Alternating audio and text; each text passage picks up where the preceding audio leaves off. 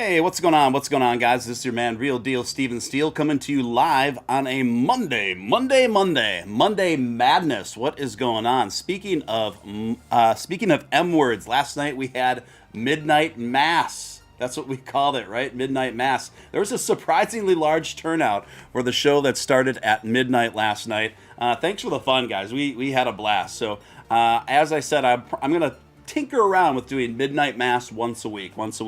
Welcome, guys. Welcome. Great to see you guys. Definitely some familiar names in the chat. We have got Cloud Chamber. We've got the Doodle Doo. We've got Alan Schneider, Josh Randell, Disavows, Marie Potter, 7-1, Casanova, Me You, Keith Havens, Low Roller, Musty, Zombie Doge Army, of course, Bang Stun, Slay Blaze, Rock Lobster is in the hizza from the road. Our international playboy is in the house. Corey E, Alan Schneider, of course, Christian, Jeff Layfield, Kama DeLuffy, and the list goes on. Great to see you guys.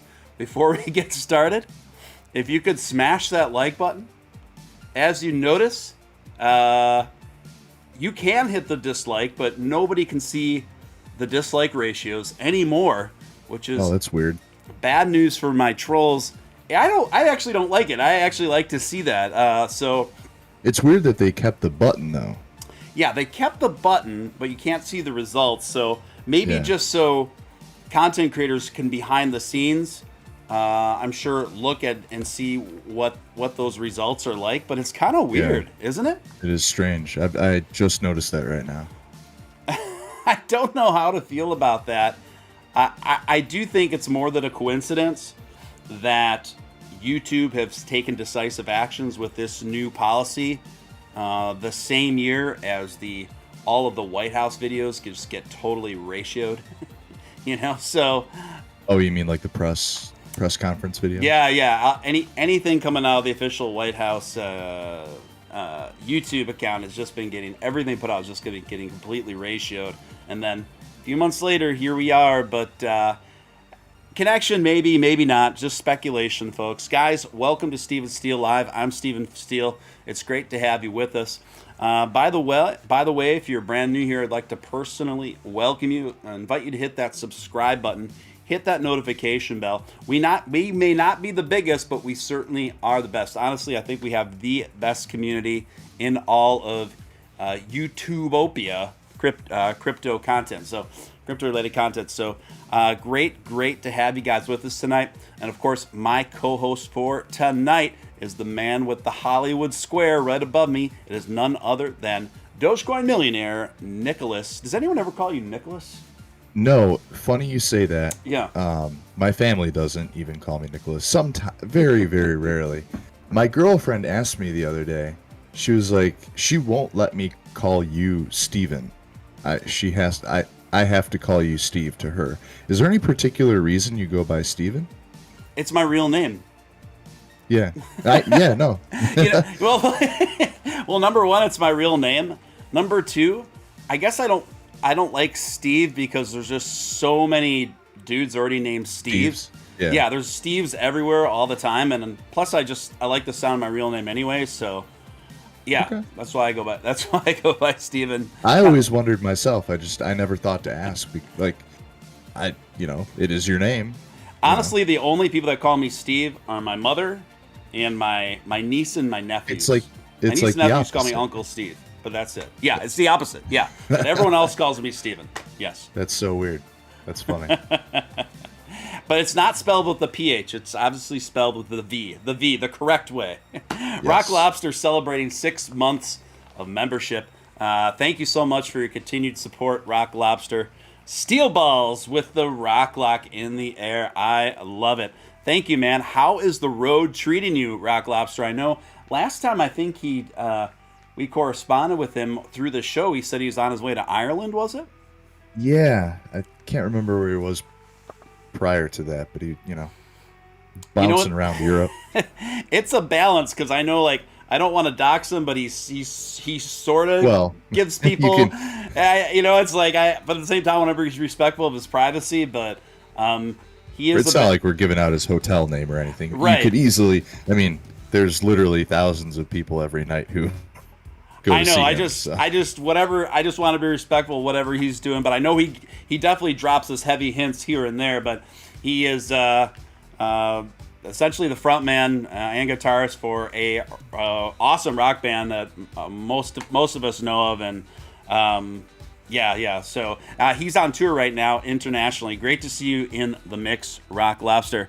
Casanova says, sometimes I say Steve, then I have to correct myself. I don't get like mad if someone says Steve, but many times people are like, do you prefer Steve or Steve? If someone asks me what I prefer, I say Steven. But yeah, there is something, and no disrespect for any Stevens that spell with a PH here, but if it was a PH, I'd probably just go by Steve. I don't like the PH spelling. Just something about it I don't care for. Definitely. I always look at it like that. I like the clean V, simple, Yeah. 5 letters, bada bing. Anyway. Rock Lobster, that's what I was speculating, actually. I honestly think that's, probably the catalyst for all of this. Well, Nick, it's good to see you, my friend. We had a Cadillac. We had a Spaces earlier today. Pretty decent turnout there. My friend, the guy that I originally bought, not my business partner, but there was one other person that I bought Dogecoin with, who also bought Bitcoin with me back in like 2012 or 2013. He was in there too. I didn't even realize it because I didn't know his Twitter username. Yeah. Someone mentioned Colbert, like Colbert with the PH. Do you remember when Colbert was funny? Remember the yeah, like the Colbert Report? That was really funny, and then something happened along the way where now he's like, oh god, I saw so square and annoying. I saw a take from him the other day that was just horrific. The audience was like, "What the hell?" Even the audience? Yeah, the audience that's when that's when you know it's bad. I mean, because his audience that's your core. Josh Randell disavows coming in with a $20 super chat. Thank you so much. First super chat of the night, and it's a nice one. Thank you for that, Josh. Appreciate you. Right now, there is several hot rocker chicks that are miffed that Rock Lobster is paying attention to the stream. Wonderful. I think that's quite a likely scenario. I think he's got a lady, actually. I'm pretty sure he does. Man, monogamy would be a challenge in that man's position. I think, you know what, he's been doing it so long, Yeah. I think. I better be careful. I don't want to get him in trouble. Yeah. But thank you, Josh. Appreciate it. Guys, if you could just hit the, I think we do a little better on the likes. If those of you who haven't smashed the like button, if you could just take a second to do that. It's literally the number one thing you can do to help this small channel out and for us to reach out to more people, etc. Yeah, I heard about that low roller, and that is one of the things I'm going to touch on tonight. I actually talked about it a bit last night as well, but it's it could pick up. That could pick up again. If only is that a real thing? Yes. So somebody, I mean, we could talk about it now. So somebody created a token based off of the name of the most recent variant. Of the thing. It actually has a cool name. It is a pretty cool name. I read the comment you were just about to with me saying the name of the show with the enthusiasm. Folks, there's a reason that Steven is the host. There's a reason why I'm a co-host, because I don't have the joie de vivre of the host. It's a personality thing too, it's just like, yeah. But yeah, there is a token out there. Now, I told folks on the show last night, for those of you who didn't catch the show last night, I think this is really, really good advice for you guys. But by the time you are reading about a token that's gone anywhere from 100x to 3000x, because you'll always regularly see these articles in whether it's Benzinga or Market Insider or whatever, and it'll be like, this spin-off token. It's already like that. Yeah, By the time you can guarantee exactly, Nick. By the time you are reading about it on the internet through sources like that, it's been there and gone, guys. Now, there are exceptions I've seen wherein after the initial parabolic pump and crash, it's good for like 1 or 2 more maybe for the juice. But that's up to you to make that call. There's already e-news of it too. Are you serious? E-news of the variant? Yeah. Just never ends. People throw their money at anything, man. Anything. 1, 2, 3, 4, 5, 6, 7, 8. There's at least 10 of them now. 10 tokens with the variant name in it? Correct. It's just wild, guys. I mean, this stuff's getting really out of hand. I will say I have seen people make gains playing this game, but you got to be very cutthroat. God. And you got to stay up all night, because honestly what happens is, like, this is a whole sector within the industry now, right? Where it's tokens solely based off of like a new phrase or a new distinct thing that Elon will say on a tweet, or a new whatever the newest like pop cultural phenomenon is. A token will come out named that. Now, in order for you to succeed at capitalizing on that, you have to be right on it. You have to look like if Elon were to come up with some new conglomeration to a nickname for his pet tomorrow, right? There will be a token created within the next 2 hours of that tweet. Now, then you got to go to CoinMarketCap or PooCoin, and you got to keep refreshing for new arrivals or whatever, and keep searching for that phrase or whatever. Well, that's the reason why. Like, and trust me, guys, I don't play this game at all. It's just not my. I have no need to. Right. But that is one thing I will give, like, the Floki creators or whatever. That was a smart play. That one for branding wise. That was a smart play, because that dog's going to be around for a long time. Exactly. So you can almost bet that, like, once every month or something, you're going to get a little pop. But right. I've never bought a tokens. I don't even, like, I had to ask you how it even, like, pancake swap or whatever the hell. That's the red light district. Is that what that's where they all go down? Is that for BSC or ERC20 or both? Or well, the ERC20s, as far as SHIT coins go, now it's more popular to do ERC20s, which I don't like. Well, they're more expensive. Now, the upside that they try to sell you on is, well, more people are then committed to it because they have more to lose because of the initial in and out gas fees. So then you have less people selling off randomly. I guess think it's safer. I think tech. I mean, I don't know the. Well, maybe tech wise, yeah. but I statistically, I don't think it's any safer for the investor. I've heard that argument, but tech wise, I'll give you that. Being on the Ethereum blockchain. Mary in New York, coming in with a $5 super chat. Great to see you, Mary. She says, "What was Elon tweeting about earlier? Reason wine and going to the pool?" I was busy at work and missed was responding to. Now, the wine thing, I don't know if it had any deeper meaning to it, but it was obviously a pun. The second one was literally a figure of speech, Mary, for somebody taking a crap. I don't know how else to put it. Yeah. So Elon has joked around that many times he tweets while he's on the porcelain throne. So that's what that was about. That's part of Elon. Like, he's got a very like fifth grader sense of humor. I tweeted at aspect to him anyway. You know that. Have you ever seen that Orson Welles commercial where he's drinking wine and he's super drunk? You ever see that? Yes. It took me a minute, but yes. It's so funny. So that Misha, the guy, the Twitter dude, his whole profile is based around that Orson Welles commercial. So as soon as Elon put that tweet out, I was like, "This is time for Misha."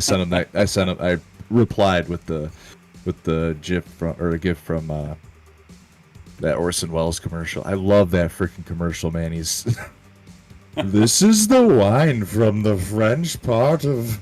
Oh yeah, from the so French. Funny. Yeah, the accent is so good. Oh my gosh, yes, Elon. So, yeah, that's the thing, guys. So if you invest in, here's the problem. Here's the problem. I've got burned on a couple of these. Well, I've done sure, this. a lot of people did. I've done this about 4 times with SHIT coins on the ERC20 chain, and fortunately, one of them's really popping to almost one of them's popping enough where it's almost covered all my losses on the other ones, and I'm gonna be cashing out soon. And I'm just like, it's gonna. So Go ahead. for those, you have to pay gas fees, right? Dude, not only have to pay gas fees, you have to pay gas The fees tax, in and out. but also the tax in and out on the Yeah. actual coin too, right? Yeah. If they, I don't know what Yeah. whatever project. Yeah. So Yeah. you're paying gas fees, tax, In and both out. ways. Both Yeah. ways. That's crazy. It is so what nuts. your profit to make any money, it has to be up like 1,000% or more, right? Like, Well, you need to clear a good $1,000 in order for it to, in my opinion, to make it I'm just worth- saying worthwhile. percentage wise from wherever your buy-in is. Look, yeah, I mean, look.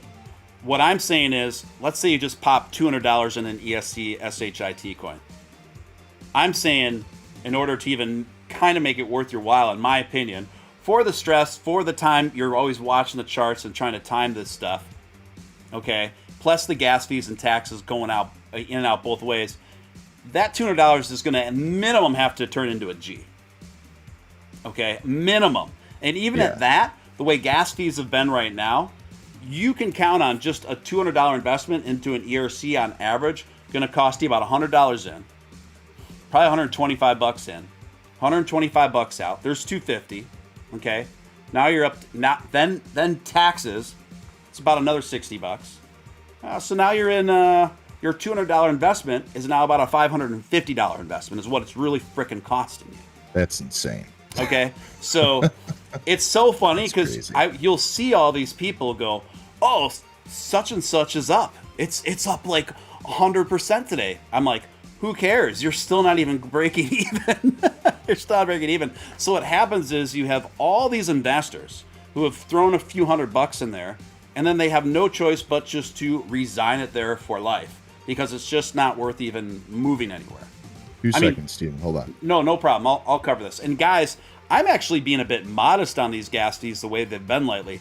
I've seen, it's not uncommon for me to check gas fees going in on an ERC20 to be like $300 one way. $300 one way. So I'm good. There's one of the candles burnt out. I thought my condo was burning to the ground. Sorry. There's one long-term DeFi project, and guys, when I mention this is not an endorsement, okay? But there's one that I've got a little bit of money in that I'm leaving in long-term that I think's probably a good long-termer. It's a DeFi project with pretty good utility. I'm sure many of you have heard of it called UFO. But other than that, man, I'm underwhelmed. I love the model of the BSC SHIT coins because the fees are just nominal. I'm watching it close and I'm like, I get an uneasy feeling. I'm like, I'm out. Maybe I lost 10, 20 bucks. You know what I mean? Yeah, but then here's my take on this whole thing. Keep in mind, like, I have never purchased any of these, so I have no idea how it works. Yeah. I've been gifted a bunch, which I still have. I've been gifted a ton of SHIT coins, but I've never sold any of them. I no longer own any BNBs, so I can't sell those if I wanted to. And I've never owned Ethereum, so I couldn't buy those tokens if I wanted to either. But I personally, I find the stability of the ERC20 projects more. I think there's more long-term potential. Don't get me wrong. It depends what the project is, though. It depends what the project is. I mean, people are putting any old crap on the ERC20. Just because it's on the ERC20 doesn't mean it's gives it necessarily more credibility. But I mean, I think percentage-wise, I think that there's less projects being created on ERC20 versus the BSC just because of the cost of the barrier for entry is lower on BSC. So there's just more BSCs out there. I think there's fewer ERC20s. That doesn't make them any better or worse. There's just fewer. And I think that the ones that have really put in the work and the time, like for example, you're familiar with Hex, right? Yeah, of course. Okay. I think Hex is probably one of those long-term ERC20 tokens that'll probably be here next cycle. Probably. Yeah. Hex will be around a while. I agree. Hex will be around. So, I just think there's more examples of things like Hex on ERC20 versus I couldn't name one BSC that I think would make it to next cycle. Actually, I could name a bunch, but I've been nerding out on them a while. But they're all within the sector of DeFi, high utility gaming industry stuff. Oh, okay. Outside of that, now there's a fair amount of those that run on simultaneously. They're running both on BSC and ERC. I usually lean towards the BSC option, so I don't get burned with all the fees and taxes. But we've got a few of those that are doing pretty well actually. But outside of that, yeah. Anyone seen the new South Park? They nailed it. Nick saw it. I did. His so good. Can anybody in the chat tell me? It ends on a cliffhanger. I would imagine there's going to be a part 2. Is that like confirmed? Has the part 2 already come out? I don't know. I got the Paramount Plus for free for a month, so I just wanted to know if it's coming. Yeah. I don't know. I haven't seen it yet. I guess I have to. You would love it. Oh my god. I guess I have to get a 1 month membership to It's free. Paramount? Oh, it's free? Yeah, Paramount. Yeah. Well, no, it's free for a month. Oh, free for a month, first month. Okay, yeah. Gotcha. Yeah, I finally signed up for Netflix for the first time in a couple years. Did you watch Midnight Mass? That's my next on my queue. I'm starting it tonight. And that's what kind of made me think of the show last night. So I thought you were, because I was posting about it all day yesterday. Well, I was reading about it, and it was just in my psyche because I have it in my queue thingy, and I was looking at it and reading about it. But yeah, I will be watching Midnight Mass. Yeah, it's very slow in the beginning. It's a lot of character building. You got to get through the first 3 episodes, and then you're like, yeah. Okay. Yeah, I'm looking forward to it. Yeah, we had a really strong turnout here. My surprise, on a late Sunday night. I started at midnight, and we had a full house, and people were rowdy. I was like, oh, and then I forgot, Nick, how many third shift workers we have in our audience. So I was oh yeah, we got a lot of third shifters out there, whether they're truckers or security or whatever. So I was like, or people that work from home. So I was like, they're like, please do this more. I'm like, all right, we'll do Midnight Mass once a week. So that's what I'm gonna commit to. Maybe it'll be the Sunday night thing. We'll see how it goes. But yeah, once a week there. So Doge right now riding just under 22 cents.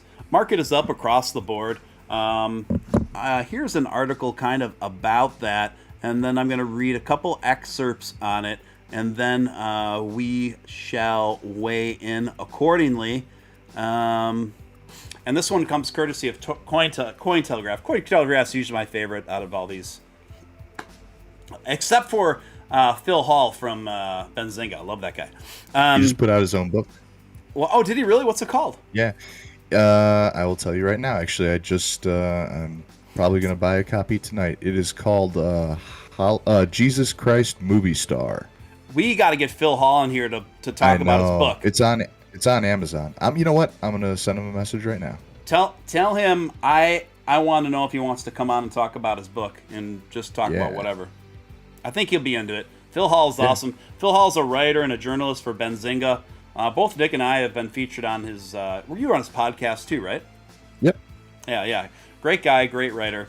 Anyway, Benzinga, key data point suggests the crypto market short-term correction is over. Bitcoin price is still pinned below 60K, but recovery in ETH and altcoins suggests that the current correction could be coming to an end. The performance of cryptocurrencies in the past 7 days might seem more slightly unexciting, especially since the total market capitalization increased by only 1.8 to reach 2.7 trillion. However, even with the muted price action, some altcoins managed a decent rally.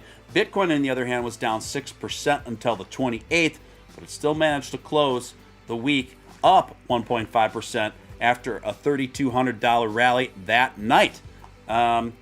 So what do you say? We are on the end of this flash crash, right? It's pretty safe to say, judging by the metrics we've seen yesterday and today, that we're done with this little downturn, don't you think? Yeah, I've been watching a lot of TA stuff, and what was I gonna say? Oh, Coins Kid, he kind of thought that the dip would be a little bit, thought it was gonna go a little bit lower than it did.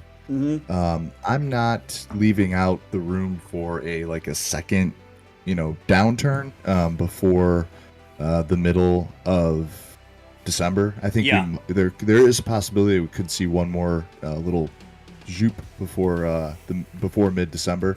Yeah. However, what I'm looking at is in terms of the market and actually Dogecoin, just looking at the way things are right now, it looks like things are about to turn around. And I tweeted out the other day, if you use the Golden Cross Death Cross 200 SMA, 50 SMA, 20 SMA model on TradingView, the daily Death Cross that Dogecoin has been in since October 3rd or 2nd, whenever it's 2nd or 3rd. Yeah. It is very close to closing into a Golden Cross. Very close. I think it will close if we continue in the trajectory that we've been in. Probably close in a week or two. And the last Golden Cross we were in was it lasted forever. So yeah, and it got us up to 70-something cents. So I do think that the market is starting to shift and things are starting to turn around. Yeah, don't mind me. I'm kind of experimenting here with seeing if we can have a different arrangement on the screen. Oh, cool. And, so yeah, I'm just trying to. Don't mind me, guys, as I'm trying to dial this in. Maybe make this a screen option that's a little less busy, just as a different option. And I think I did it well enough here. There we go. Okay, we're good. As we were saying. Yeah. So this Death Cross you're talking about. Furthermore, I was looking at what the same things you're looking at, and I do think that it is possible to see a market that where we're going to see a little bit more of a downturn again before we get even more bullish and keep taking off. I think that's possible. I kind of hope it's possible because I didn't have an opportunity to pick up more Bitcoin in this last one due to my financial situation. But then I figured out some things where I can switch out things in my portfolio that I feel comfortable loading up on Bitcoin a little more, for some reallocation. But because I think that after this next week or so, I think there's a pretty good probability that we won't see Bitcoin below 55,000 again. What do you say? Well, again for eternity, or again for the cycle?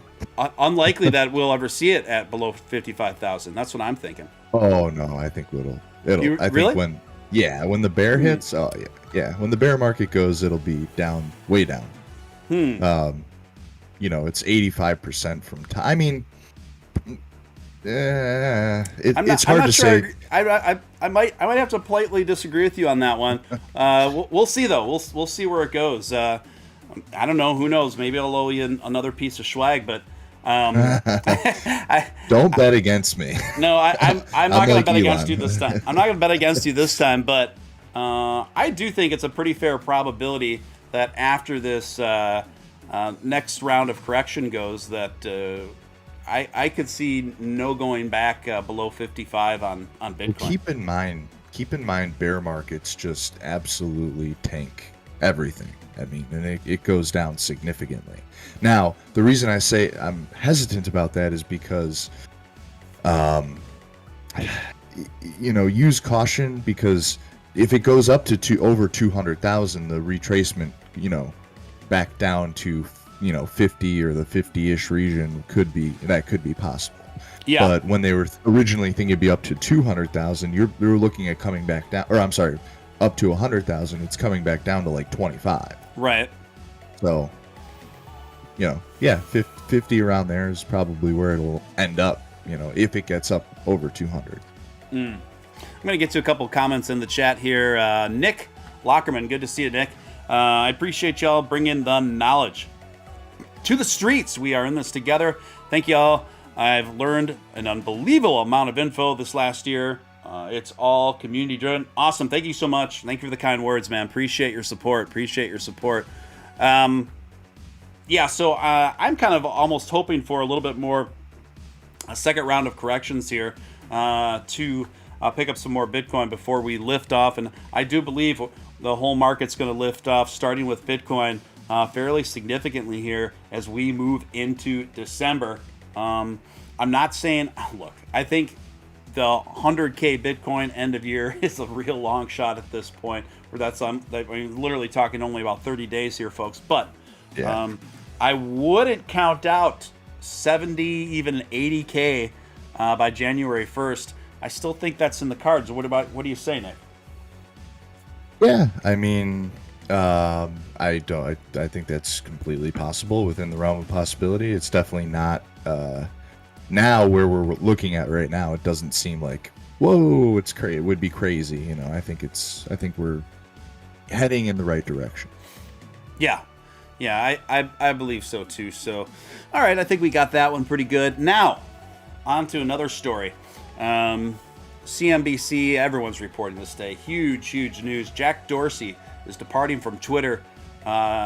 He says it to give him more time to focus on his passion for Bitcoin. Jack Dorsey stepped down as Twitter CEO on Monday, citing his belief that the company was ready to move on from its founders. But some think the move has more to do with Dorsey's wanting to lean further into crypto.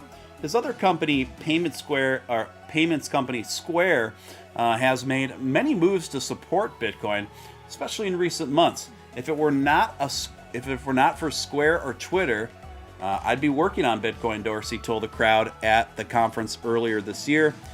Jack Dorsey stepped down.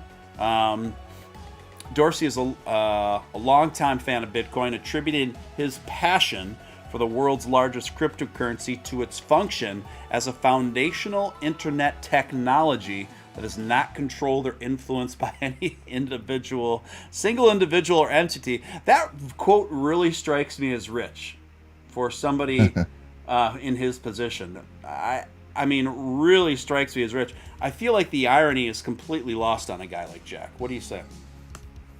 Oh yeah, you know, he's living in his own, you know, billion-dollar universe where he's a poor rich guy. Right. We've talked about. And it's great that we have YouTube, because I feel a lot more comfortable criticizing Jack Dorsey on here than on Twitter. He gets roasted all the time on Twitter. I mean, he's gotten roasted by Elon on Twitter. Yeah, but you know, we're not verified. We're not blue check marks, my friend. That's true. I actually looked at verification today. Now that, you know, because you need an article to be written about you. Need a couple. Be verified. Need a couple. Yeah. So we had that one done by Phil. Yeah. I was going to use that, but yeah, they're not open for verified right now. Oh, they're not even accepting right now? No. Interesting. Yeah, it's interesting. Jack has always kind of been like, and I've known a lot of people like him growing up. I've never been able to get on very well with them. I think everyone's kind of known a few people like this growing up. It's like the rich hippie LARPer guy. The guy that's like always following around widespread panic and fish and stuff, and just LARPs like he's just this freewheeling, yeah, I don't care, man, like bum aesthetic. In reality, he's just like trust funding it times 5, you know, but doesn't understand why people just can't get along. And it's just like, and why people just can't be groovy to each other. It's like, you know, if I was 18 years old with a trust fund that ensured that I would never have to work another day in my life if I didn't want to, I'd probably have a much more free-spirited, easy breezy attitude as well. That's kind of what part is too. He's kind not of what like, Dorsey reminds me of. Go ahead. He's like a kind of a mean dude too. Like Many of them are. The guys who act like the chill, like I'm so, are the least like, chill. Whatever, the least chill. Like right. They're like extremely like hostile and usually pretty mean. Yeah, I agree. He kind of always just struck me as a not very friendly guy at all, frankly. So what does this new CEO coming in Is it an upgrade or will it be a downgrade? There are questions. I mean, one of my main concerns is censorship and freedom of speech issues, which has posed to be a tremendous problem on all the major platforms. Frankly, it's amazing to me that we have let this happen. But that's another. You could do a whole other topic on that, a whole other show on that topic. But that being said, I wonder how the CEO may affect those dynamics going in. We shall see. We shall see. But this is another opportunity because Jack is very much more of a Bitcoin maxi kind of guy. So perhaps the new CEO would be open to Jesse. Would be open to a Dogecoin tipping option, which I'm calling for right now on Twitter. Jesse, Speaking of, Rock Lobster, yes, coming in with a $50 make holler. Thank you so much for the generous super chat, Rock Lobster, and for helping to keep the lights on. Literally helping keep the lights on over here at Steele HQ. Appreciate you, man. You guys see Tim Pool call Jack out on his BS on Rogan was rad. Yeah. Yes, that was a very good episode. They had that follow-up episode where they brought They them had all to do together. damage control. Yeah. Because he got roasted so bad. That was awesome.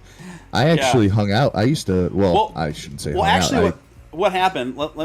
Just for context, because now I'm remembering more specifically. This happened a couple years ago. Joe Rogan had on Jack one-on-one, and then most of Rogan's audience was really upset that Rogan didn't offer more critical pushback on Jack and Twitter's policies. And then consequentially to that, to make up for it, he did a follow-up show. Rogan did a follow-up show with Tim Pool on as well to kind of offer some more critical feedback, to give more of a balanced spin through it. Josh Rendell disavows coming in with a $10 super chat. Shout out to Deep State agents lurking in chat. Okay. Yeah. Oh, man. It was first it was Jack, then it was Tim, then it was Tim and Jack.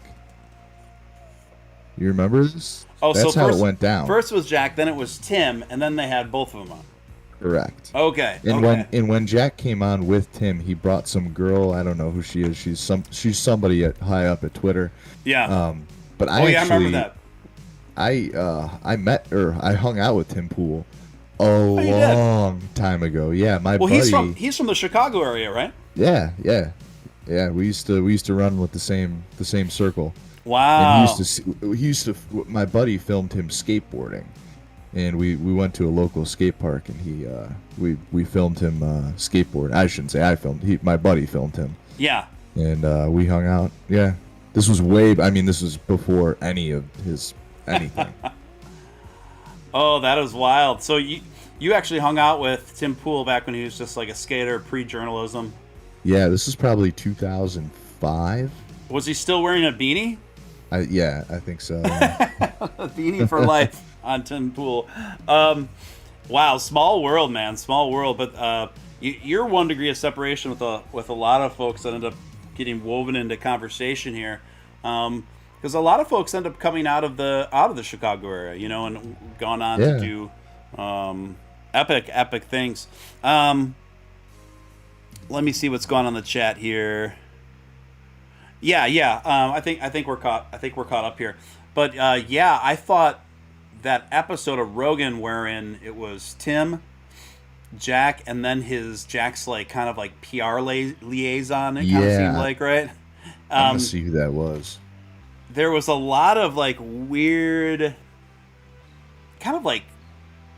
cultish terminology that was being used on Twitter's end. I remember that, and then I remember Tim Pool's like, "Wait a minute, like, what do you even mean by that? And what are the specific definitions?" Part of the problem. Bija Gotti. Is she still in that same position? That's a great question. This happened in 2019. This was the start of Jack's hippiness. Start of Jack's.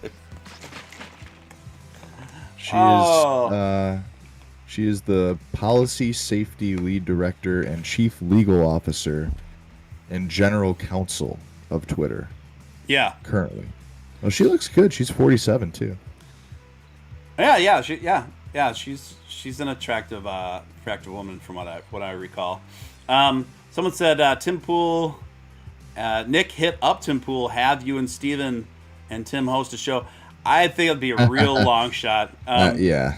We've built up a nice little audience here, but I'm hanging out right at around 5,000 subscribers. I'm not sure if that will happen, but you never know. I don't still talk. Like I hung out with Tim one day in the summer of 2005. He probably doesn't remember me at all. I can guarantee he does not. Yeah. But it's a long shot. Yeah, people often inbox me. Oh, I'll get Tim Pool on, get Luke Radowski on. I think that's what his name is. Get this person on. And I look these people up, and I'm like, oh, you're talking about people with like 1 million subscribers or like a minimum of 500,000 subscribers. I'm like, oh, it's gonna be a reach, guys. But you never know. Hey, look, in the future, we have big things planned here on the show. And I genuinely believe in my heart of hearts that this show is going to grow its reach exponentially moving forward. I really do believe that, and I think that will put us in a much more advantageous position to have more guests, more high-profile guests like that. I mean, heck, considering the size of this channel, we've gotten a pretty good amount of high-demand guests. I mean, we have a direct line with the Dogecoin devs who have come. A few of them have come on this show now.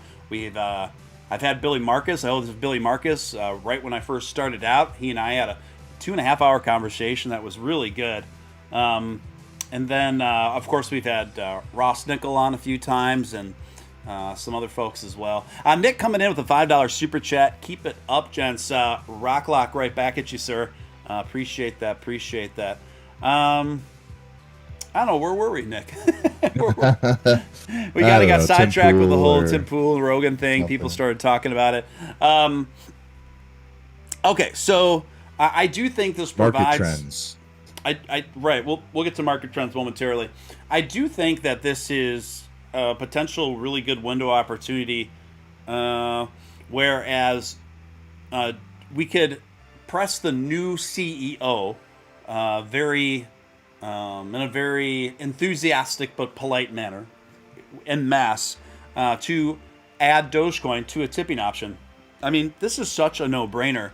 We know, Nick, that if they were to add a Dogecoin tipping option on Twitter, it would be an absolute total hit, especially comparatively to Bitcoin and Ethereum. By the way, guys, I haven't told you guys this. I found this out today through some footage, but there is concrete proof now that Twitter will be adding Ethereum as a tipping option. There's video of beta testing out for that now, so that is going to be released pretty soon, I believe, which I think is hilarious. Nick, who's going to tip in Ethereum these days? I don't know how you could. I mean, why bother? I don't know how you could. Hey, Nick, I sent you $25 in ETH, and it cost me $125 to do it. Yeah, it seems crazy. I don't know how. It's not made for that. It's just not. I don't know why they would even consider doing it. It's just not made for it. Yeah. $10 super chat from Josh Randell. Appreciate it, Josh. He says, I think the elites need to go into the forest and do some shrooms. They need a radical upheaval and values and priorities. Thank you, Josh. Appreciate that. Appreciate it. I think Jack's done too many. I think that's his problem. I have a feeling it's probably not Jack's problem, but I could be wrong. Donna Tabuki coming in with a $10 super chat. But thank you, Josh. Donna Tabuki coming in with a $10 super chat. Welcome, Donna. Better late than never. I'm so confused. I was looking on Twitter. Donna,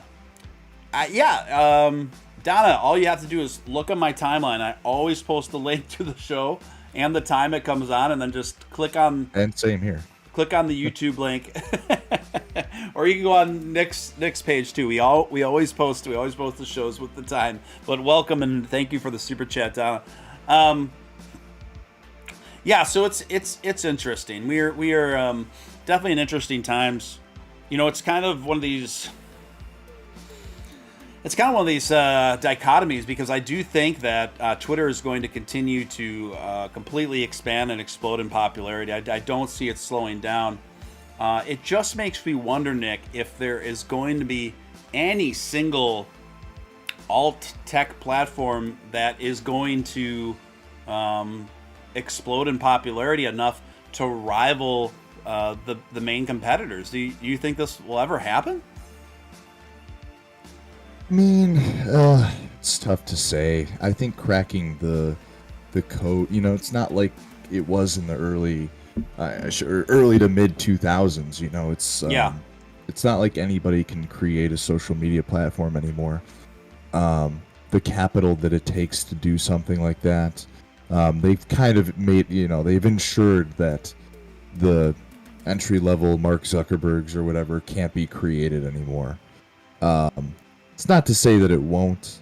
I think there's some options out there, but I just, I'm not hopeful. Yeah, it's we'll see how it shakes out. It'll be interesting because the general election is going to start heating up. I think we can pretty safely assume that the previous one is going to run again. I think so anyway. I think he's made that pretty clear in some not so subtle statements as of late. And he's also launching essentially his own version of Twitter. Now, I don't know how well this will play. I have my doubts about it because I feel like already the marketing and the rollout of it doesn't appeal to enough people. You got to get a lot of people on board and try to make it as least partisan as possible, at least on That's its the real face. question. Can you win a presidential election without Twitter? I know we're about to find. I think we're going to find out. I think a lot of experiments. We could see theoretically, Nick. You don't underestimate the pull and popularity of the former president. He could upset that apple cart enough to establish a viable alternative and ride that thing to in part to a victory. It's kind of a thing where the mass media really has a disdain for him, but at the same time they need him because every time they cover him, the ratings are just are just through the roof, right? So, that's in part how he won the first time, is because the media was just obsessed with him because they just saw the numbers, right? And it's like, Donna Tabuki coming in with a $10 super chat. OMG, Pitbull just attacked my daughter-in-law's little dog. Sorry to hear that. So mother-in-law handled Pitbull. I don't know what you mean by handled, but I'm very sorry to hear that. No, I haven't seen your daughter on here yet, Donna. The thing is about pit bulls is many times it's not that so much that they react more than a lot of other dogs. It's just that their jaw strength is just so exponentially stronger than most other breeds that many times they end up doing more harm than they even intended, right? Because that's been my experience. Many times these pits that they don't even know their own strength, like the Doge that I have staying with me most of the time, she's definitely got pit in her, and I would describe her as aggressively affectionate, right? And sometimes she's aggressively affectionate. She doesn't even realize that she's maybe being a bit rough. You know what I mean? So that's is what my first dog was a giant schnauzer, and she was a terror. Oh my god, she was rough. Yeah. Wait, what breed? Giant schnauzer. Oh, schnauzer. Yeah, huge. She was massive, and she would she was just her parents were we got her from a farm, and her parents would herd horses. So, they just would run all day. And we just didn't have a property for that. So she was just bouncing all over the place, and she would jump up on you. She was huge. It was hard. It was tough. I'm going to coin flip the screen here, put us back in the Hollywood squares. Take a look at the chart here. We definitely got pretty bullish here as well. We were talking about a variety of things. Now we are on our way at 22.5. Look at those green candles, looking nice. Definitely the most bullish movement we've seen tonight. If you want to pull up some charting on your end, Nick. Yeah, I was in the hour. I'm going to move it up to the 5, but yeah, that looks nice. Looks really nice. So as it stands right now, Dogecoin is up a whopping 10% for the day, and almost nearing in on 3% over the last hour. We are moving. We are grooving. Wow, look at that. Look at that. I'm going to take a moment to post about this on Twitter, let people know that we are covering the Dogecoin rise live. So what do you make of this? What are you seeing over there? Want to care to break some basics down to our audience? Yeah, I mean, obviously we had the massive surge this morning. I woke up right for that. And this is really just a continuation of that pattern that was playing out. We were pretty much flat for the rest of the day. I believe, and I think you would agree that most of that news came off of the Binance contest being announced, and I think a lot of obviously Binance, a lot of news kind of stirred up around that. We got some super chats coming in here. I'm gonna use the bathroom real quick. I will be right back. No worries, my friend. Wow, you guys are killing the super chats tonight. Thank you so much. Whoa, Nostalgic Jay, good to see you, Nostalgic Jay, in the mix. We love Nostalgic Jay, big supporter of the show, bringing in some big Doge energy with the $40 make you holler. Can you dig it? Steven Steele and Nick Balls on tonight. My night just got better. Our night just got better with you in the mix, Nostalgic Jay. Great to have you in the mix. Thank you for literally helping to keep the lights on over here at Steele HQ. Thank you. Great to see you, man. Doge Pilot celebrating 4 months of membership support now with the channel. Thank you so much for your continued support, Doge Pilot. Appreciate you. He said Dogecoin volume and price is on the rise, up and up and up. Yes, indeed, we are moving, we are grooving. Green weenies galore. Green weenies galore. So guys, things are looking very bullish for the DOGE, that dog money. You know what I'm talking about, up 10% in the last 24, and I don't think we are through tonight. Right now we're looking at the 15-minute chart. We are going to break it down even maybe to the 5-minute. Maybe that's a little too close in. But we'll do the 5-minute charting for now. But look at that rise, and then followed by a pretty significant correction there, and then another one here. Things are looking pretty wild. Buy and sell orders are just coming in a mile a minute, folks. Let's see if we can turn this green this red into a green and keep it on that scene, if you know what I mean. We're gonna bounce it back to a 15-minute chart. Keeps things in a bit more perspective for where we are headed. So there we are, 2 massive green weenies followed by a correction that we are in now, and we are waiting to see where the next move is happening. So right now we are trading comfortably over 22 cents, the most movement we've seen all night. Nick, I hear his voice, but I don't see his face. He's the ghost in the dark, and he's back. You see me. There's it. Yeah. So we topped out earlier this morning at 22.70. It does look like it is trying to push through there. So, obviously a little retracement right now. Yeah. Could we see the steel balls effect play out live tonight? I think the steel balls effect is actually in play right now, my friend. That's what I'm saying. That's what I attribute to what's going on right now. We'll take all the credit. We'll take all the credit. Keith in the chat says, "Be quiet, Artifact." He's referencing my Crypto Batman impersonation. Be quiet, Artifact. Yeah, let's go. The crowd is pumped. The orders are coming in and out a mile a minute. It's almost hard to keep track of what's going on. It is flying. The buy and sell orders are flying. We're going to keep bringing you the live late-breaking coverage of dog money and the rest of the market as we are seeing things break out and get really exciting here as we go into the twilight nighttime hours of Monday night. Doge Pilot coming in for 2 and 2, as Chuck Willer used to say. Usually Doge dips with Bitcoin, Not this time. Not tonight. I love it. Yeah, and we talk about It's this. weird. We're like bucking the market, and SHIB is doing the same thing too, unfortunately. Well, SHIB is being platformed on a new exchange tomorrow. So You I want think to take bets on the retracement? on SHIB? Yeah. No, no, I Okay. don't. But I'm saying I think that's the main catalyst for why it's SHIB's been pumping well all day is Oh, the for sure. anticipation of the platforming on KuCoin tomorrow. No, Kraken.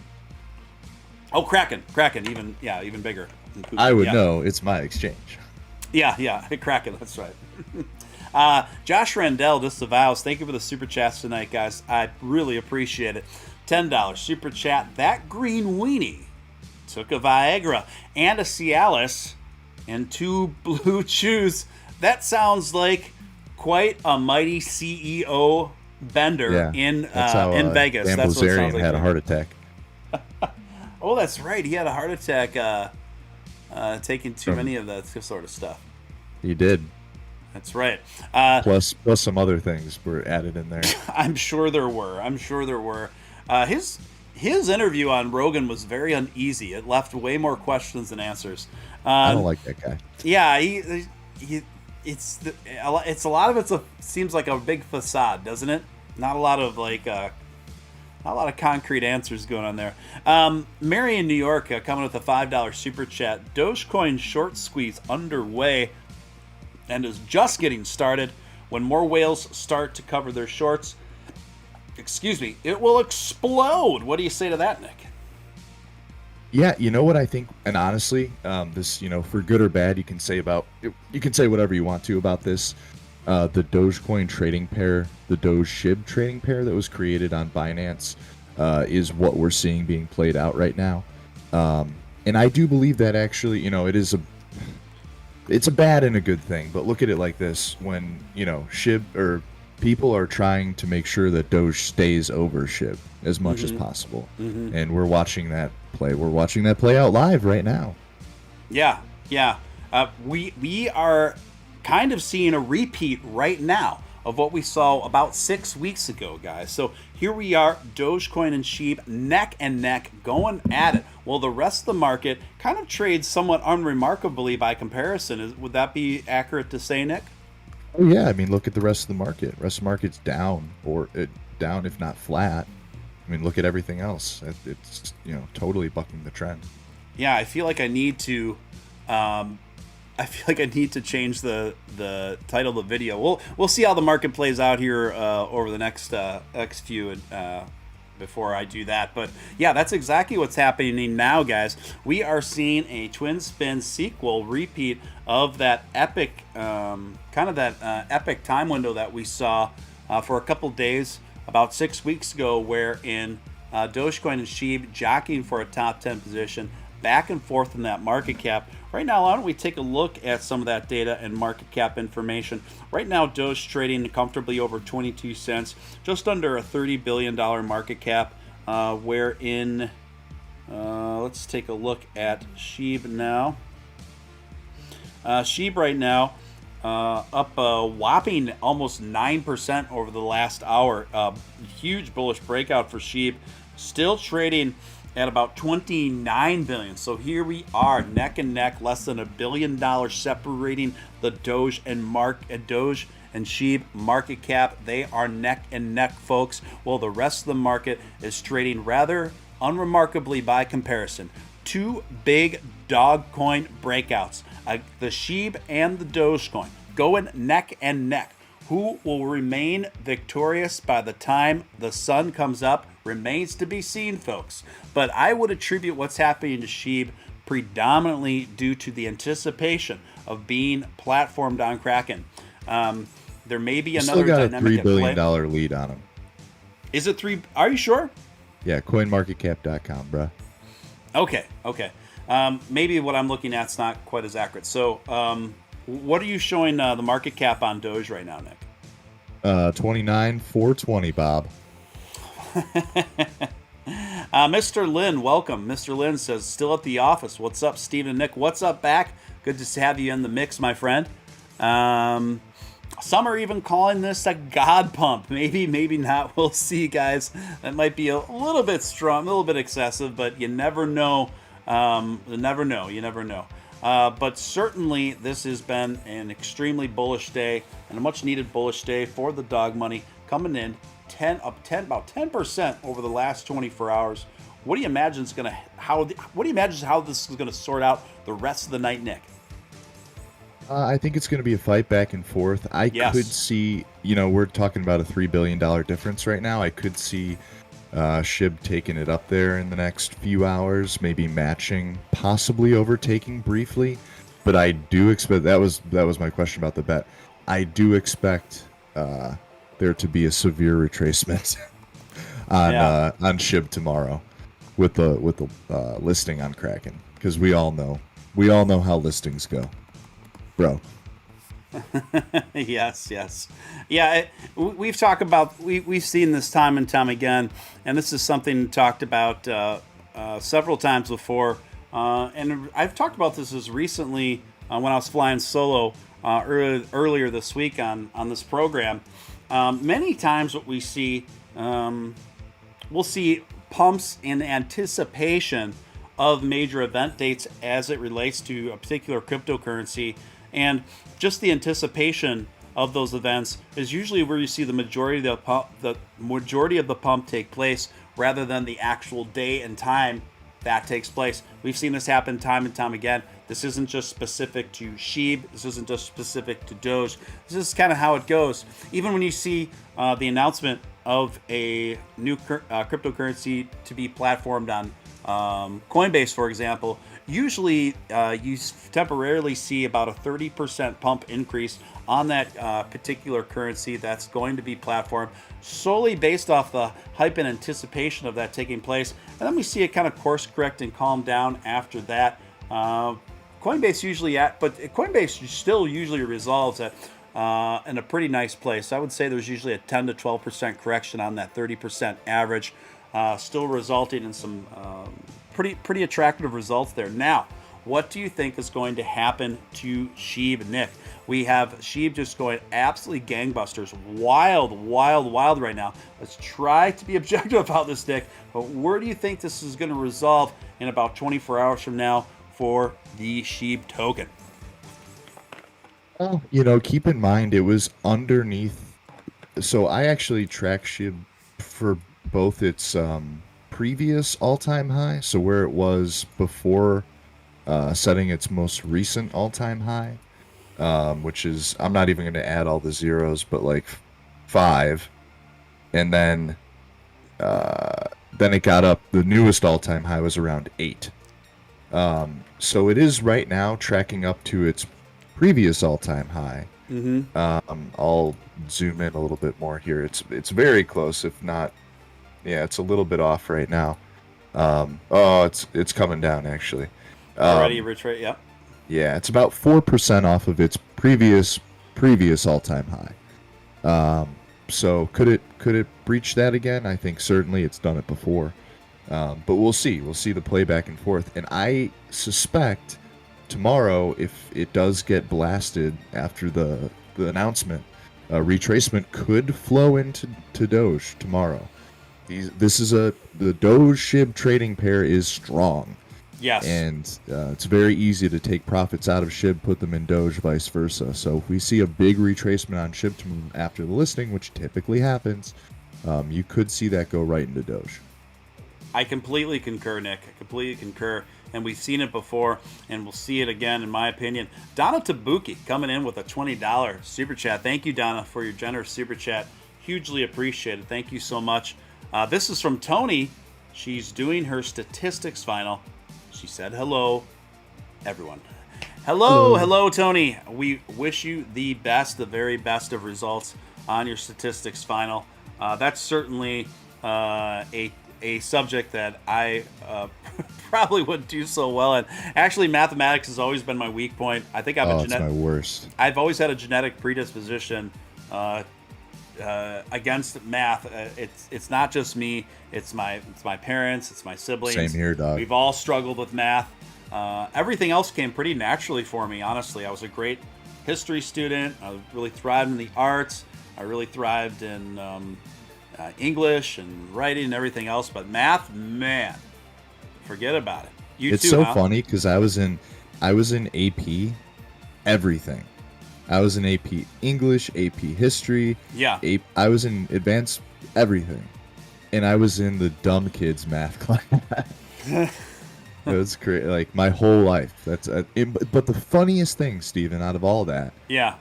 I made more money because of math than probably all of the salaries of my math teachers combined. Yeah. Like I made way more than that because of math. For some reason, and this is how I've always been, when it comes to money, I can figure it out. But if it's any other kind of math, it just I don't care. Well, if there's any one offshoot that you actually thrive in when it comes to numbers, it's money. Yeah, that if you're going to be good at any one of those. So, thank goodness for that. Josh Rundell again coming in with a $10 super chat. This super chat should equal $50 in Dogecoin by quarter one. See buddy. you on the moon chat. I love it. I love the optimism, and I agree. I think that's very probable. Very probable. Got some more folks in watching now. And guys, if you're new here, you're watching Steven Steele Live. I am Steven Steele.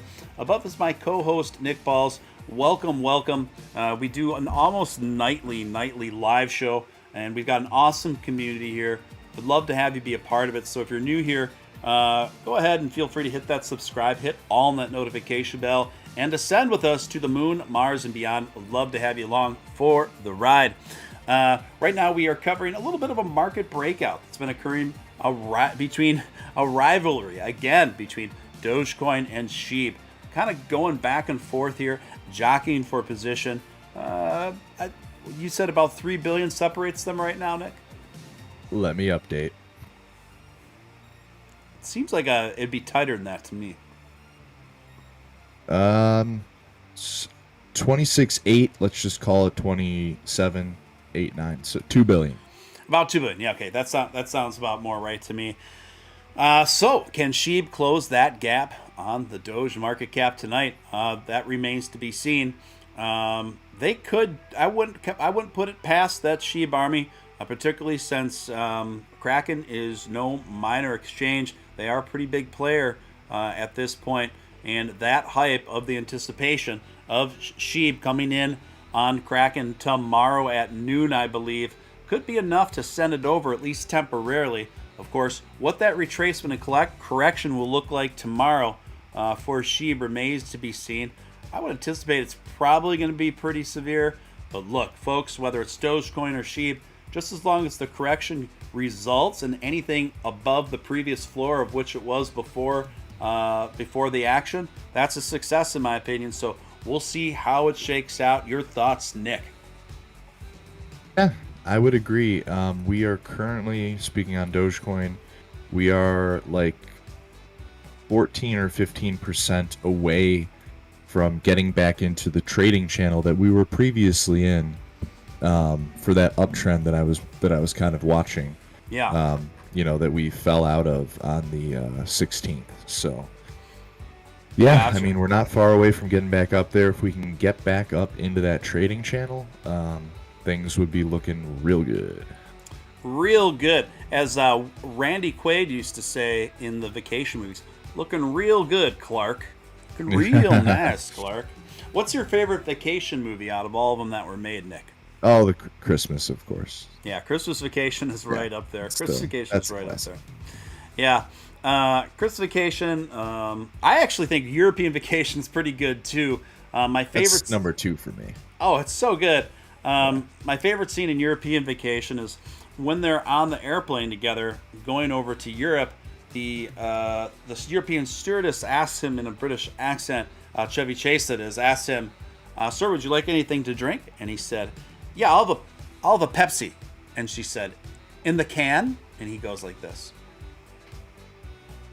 "No, I think I'll have it here." That's good. It's a good line. Good line. But yeah, that's a good one. Rusty comes of age. I think it's the first time he gets action with a girl and sees some tatas, and in Italy or something like that. And then I love when they go shopping together with those 80s European clothes they're wearing, the huge shoulder pads. Oh, it's so good, man. It's so good. The vacation movies are so good. Yeah, I love them all. I love them all. I guess in order, I would take Christmas Vacation, European Vacation, the OG first one with Wally World. I don't know if you've ever seen Vegas Vacation. It's a little darker, but it's still pretty good. And then I think they made a few spin-offs after that without Chevy Chase. There's actually one literally as Randy Quaid as the star. I remember watching it on Amazon or something. It actually wasn't half bad. I actually think Randy Quaid's pretty cool. He is, from what I've heard, pretty eccentric guy. Yeah, kind of crazy. I kind of like that though. I kind of like that though. He's kind of operating with a tinfoil hat, but yeah. I've always been friends with a few folks like that. I kind of have a soft spot for it. Guys, you're tuning to Steve and Steele Live. My host is Nick Balls. We're kind of covering some nice market action that's opened up for both SHIB and Dogecoin. Both kind of going back and forth. SHIB definitely showing some really strong streaks and signs of life in anticipation of its platforming on Kraken tomorrow around noon. Now, Dogecoin right now trading a little bit over 10% in the last 24 hours. SHIB in the last 24 hours has seen an over 20% increase. Incredibly big bullish breakout for SHIB in the last 24 hours, up about 2.5% over the last hour. Dogecoin over the last hour is looking at about the same, right? 2.5%. And now up about a little under 10%. So SHIB is up more significantly by percentage anyway than Dogecoin over the last day. But they're both up equally as if we look at what's the kind of action that's happened over the last hour. Now, Nick, what do you make? And I love that we have 69 viewers right now, by the way. Welcome all 69 viewers. It's perfect. It's perfect. That being said, what do you make of the idea, Nick, that perhaps SHIB is inadvertently having a positive effect on Doge with some healthy competition here to spark it up? Well, yeah, I mean, ever since we saw the trading pair come out from Binance, which is, one of the highest trafficked exchanges on the interwebs, we've seen that back and forth just go like gangbusters for both SHIB and Doge, and you'll see sometimes a lot of money flow out of SHIB and into Doge, and then vice versa. That one day it was just like back and forth, and you never knew what was gonna happen. So yeah, it was yeah, definitely. Yeah, people are talking about eToro in the comments. So remember when eToro they got in a bit of hot water over those really dorky, cringy SHIB commercials dissing Doge. Do you remember that? Oh yeah, that was that was terrible. And then they removed them. They removed the ads from. They delisted SHIB. They delisted Doge. So I thank you for that. I didn't know that. I know they recently delisted ADA, but eToro delisted Doge. That's an interesting move. eToro is definitely not one of the more popular platforms. What do you suppose would be behind decisions like that for eToro? Oh, I have no idea. Yeah, it's just I really don't. It seems like a bad move on their part. Particularly for Doge. Doge is just a wildly popular entry-level crypto for so many people. I can't wrap my head around that one. Jessica Bolts, hello. I know you snuck in there somewhere along the lines.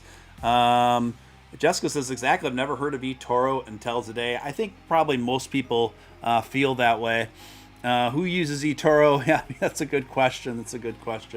But I suppose it all adds up.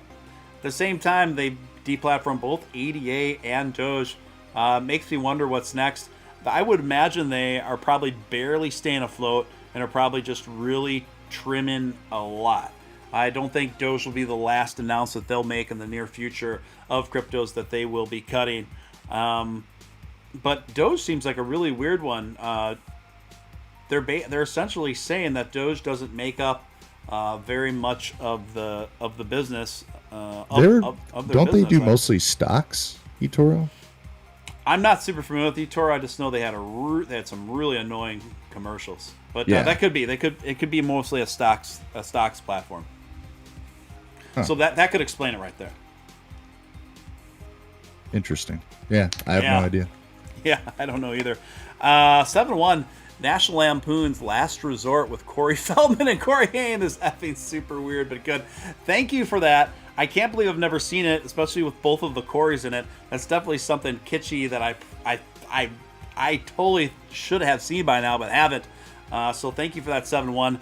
I'm on it. I'm putting a bookmark in that, and I'm coming back to it.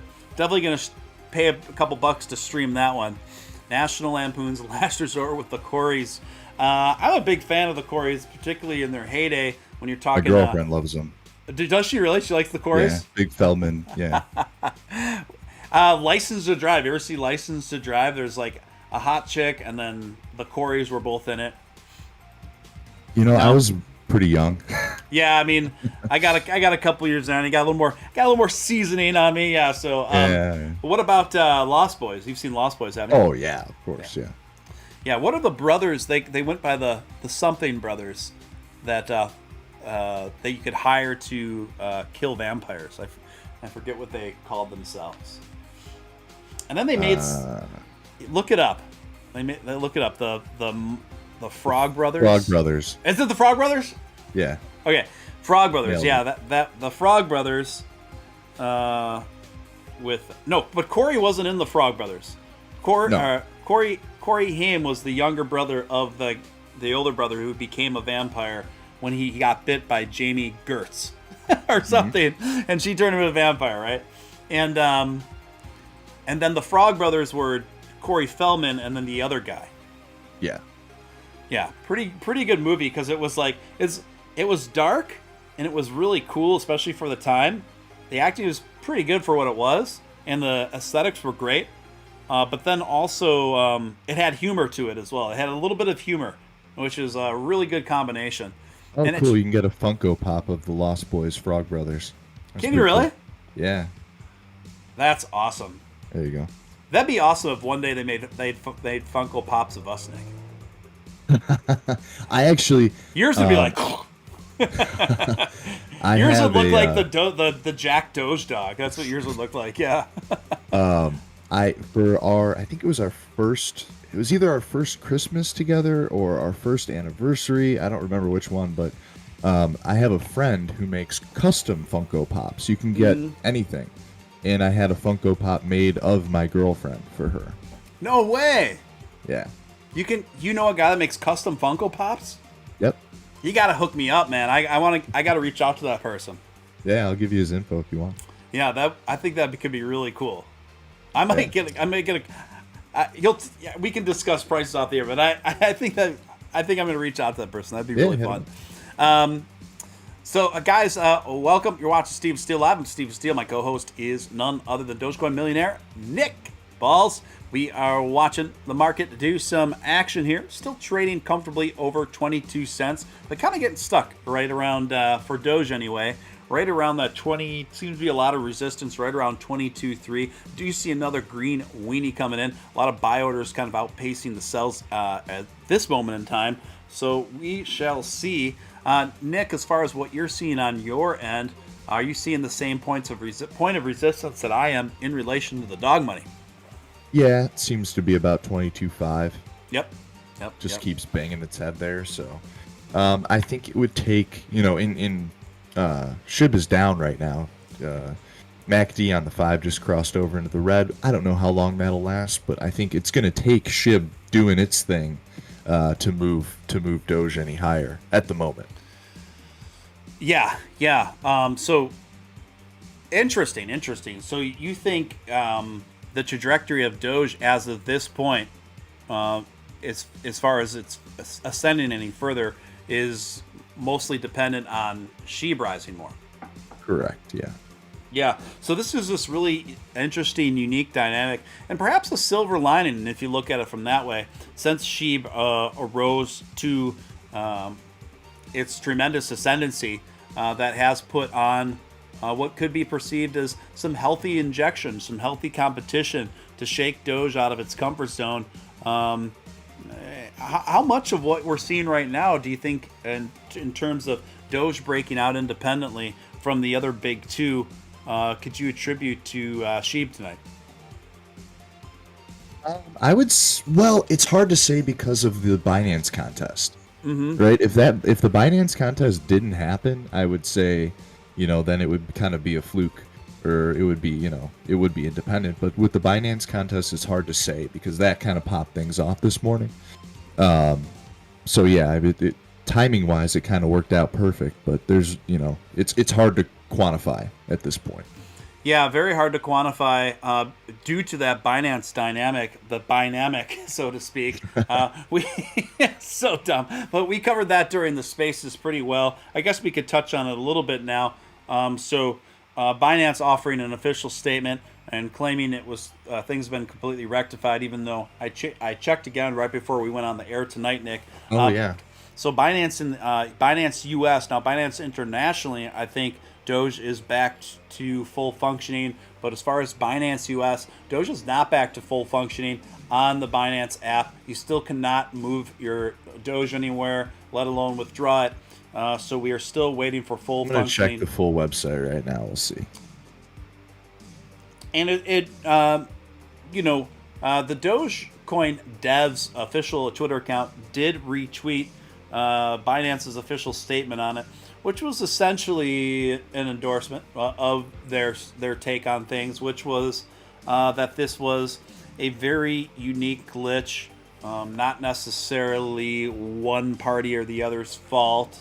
So kind of a very diplomatic statement, and one that included attempts at charming Elon Musk after CZ kind of let pettiness get the best of him momentarily in his interaction with Musk on Twitter. I think he quickly realized, particularly through some ratio.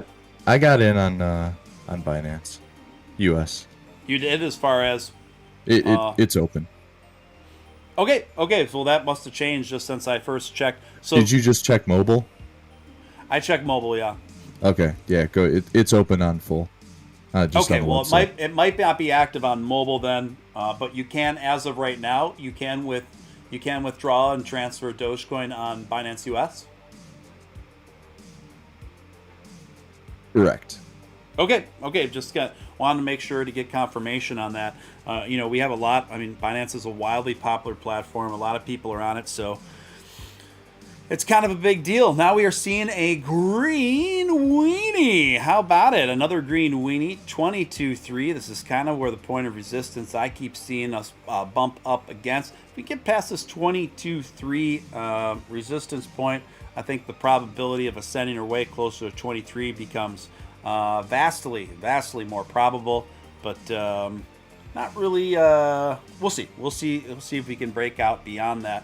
And I just refreshed the chart. That was an inaccurate take of things. When I refreshed the chart, we're back down to 20, just a little bit over 22 cents, 22.15. The correction is on, ladies and gentlemen. I'm going to go to a 5-minute chart. And that correction is a sizable one. But that is coordinating with what's going on with SHIB right now, right? Correct. Yeah, so both SHIB and Doge are correcting at the same time. Pretty remarkable to see these guys mimic each other. How it shakes out through the twilight hours and into the morning remains to be seen. Hopefully, Dogecoin won't suffer too much of a correction. In my opinion, I don't want to see that. Esteban Steven Steele stole my beard. Who can grow a better beard? Zombie Doge Army or Steven Steele? I don't know. I have only seen Zombie Doge Army's kind of cool-looking avatar there. Jessica Bolt's coming in with the big starry eyes for the Lost Boys. Big Lost Boys fan there. You know who the funniest character in the Lost Boys was? That super lubed up bodybuilder saxophone player. You know what I'm talking about? Yes, I know exactly who you're talking The about. original sexy sax man. He's in like purple spandex. He's completely shirtless, completely oiled and lubed up, offering up some pelvic thrusting as he plays the saxophone line to the calls. I still believe. Who was that guy? I don't know. Let's look him Tim up. Capello was his name. Tim Capello. That's it. I know I've looked you him go. up before. He's probably still playing shirtless and lubed at some weekend church festivals out there somewhere. I wonder what he's doing today. Oh wait, no, he's still kind of jacked actually and wearing chains. That's awesome. That's exactly what it's exactly what I want to hear. That's exactly where I hope he would be at this stage of his life. Still jacked and wearing chains. Oh yeah, Awesome. Yeah, he's still rocking. He's still got the chains around his neck. He definitely has some gray hair going on, but Well, to be inevitably. expected. Yeah. Yes. Well, I'm really happy to see that. I wish he would have gotten some other parts just as that character. He is the OG, the original sexy sax man, for sure. Jessica Bolt's also talking about License to Drive. License to Drive was a really good one. The Burbs is another one you don't want to sleep on. That's starring Tom Hanks, Corey Feldman. I'm not sure if the Haim was in that as well, but Corey Feldman was definitely in it. Have you seen that one, Nick? The Burbs? Yes, I have. It's been a while. Yeah, pretty good stuff. I may be a bit biased, but it just seems to me the most movie magic was in the 80s. There's just a lot of magic going on back then. Yeah, create, save, invest. Called it on Tim Capello. Good call there. Keith says that he did some nose candy with the Coreys back in the day. I wouldn't doubt it. Where'd you do that? The Viper Room, sir? Oof. Let's see. Yeah, guys, so we're just kind of trading a bit, somewhat unremarkably here, just a little bit over 22 cents. Both SHIB and Doge are taking a little bit of a retracement now, and just kind of in a holding pattern, as it were. But definitely overall, what Nick said when I asked him if the short-term correction period was over of what could be described as a flash crash across the board for the market, I suggested it's probably over. Nick seemed to politely object to that and say that we could see another brief dip before another take up again. As somebody that needs more Bitcoin, I'm kind of hoping that takes place. So we'll see where it shakes out. I think tomorrow's going to be very revealing, not just for where how Dogecoin's going to shake out, Dogecoin and SHIB are going to shake out the rest of the week, but the rest of the market as well. Now, I'd like to pivot a little bit here to Elon standing up to Binance, standing up to CZ on behalf of the Dogecoin community, demanding better treatment for Dogecoin holders. We're seeing kind of a new pockets within the Dogecoin community, including Elon, advocating more for cold wallet storage and this general trajectory, at least get people thinking about it, etc., as an empowerment kind of move to help give the consumers more power over the value of Dogecoin. It's a nice sentiment. I don't think it's for everybody, particularly beginners that are collecting interest rates and stuff. But I guess what I'm asking, Nick, is how much of this could really, if enough people move over to cold wallet storage, how much of this could really significantly affect the price of Doge or not? I mean, I always advocate for people taking their crypto off of the exchanges. I mean, we always talk about that. I think the more coins that are off the exchange, the better. And that does help the price, and I guess it just remains to be seen, once that avenue opens up, I kind of, I think we'll see how much is bought / withdrawn. Yeah, and just to play devil's advocate here, though, doesn't every major crypto essentially face the same struggle in this regard? Well, yeah, I mean, look at the amount of Bitcoin that's on, that's falling off of the exchanges right now. There's going to be a supply crunch at some point for Right. Bitcoin and Ethereum. So, yeah, I mean that problem is going to happen to most of the top 10. Yeah, I think sometimes there's a sentiment surrounding Doge where sometimes people think that there's a specific, and to a certain degree, I can see where that comes from, particularly after it took like Coinbase 8 years to platform Doge. But these struggles in terms of the amount of crypto from these top coins that are held on exchanges versus cold wallets, and that affecting perhaps having somewhat of a stagnating effect on the market value of a cryptocurrency. This is something that Doge deals with, but I just want to be clear, this isn't something that's just unique to Doge. This is something all the top market cap coins do face, just so people can understand a more a balanced perspective on this. That's why I bring that up. Let's see what's going on in the chat. People are still trying to decipher some of the recent Elon tweets.